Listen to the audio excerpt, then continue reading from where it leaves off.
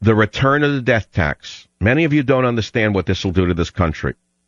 One of the good things that Bush left us was the elimination of the death tax. That means the inheritance tax. Now, many of you who are poor think that rich people should pay taxes more than you do. Unto itself, those kind of graded taxes, meaning the more you make, the more you pay, is communistic.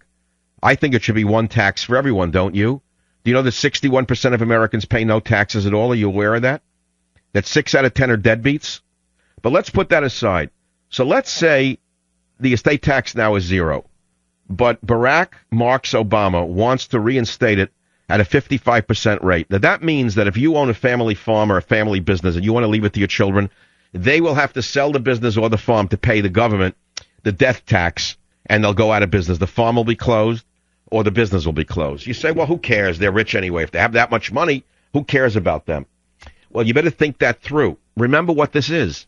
If somebody accumulated an estate worth more than $1 million, it means that it's after tax money. They've been taxed, and yet they still accumulated $1 million estate.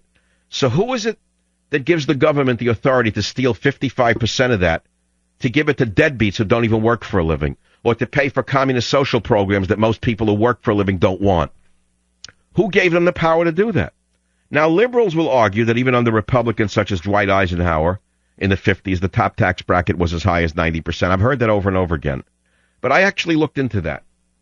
And I'll have more to say about that next week, because I don't want to do it in 2 seconds or 30 seconds.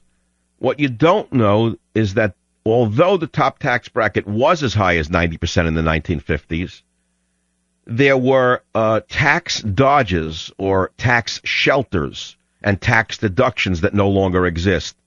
And these tax deductions, these tax shelters of the 50s, since they don't exist, have been, should they exist, would wipe out the 90% tax rate. I don't think you understand it unless you're in a higher tax bracket, but I'm going to develop it for you next week. So before you start attacking the neighbor who does better than you, you better think very carefully, because they're the ones who actually create the businesses and the jobs that you hold. If you tax them out of business and you tax out their incentive, they're going to either retire early or sell their business, and you'll have nothing. You'll have no job at all.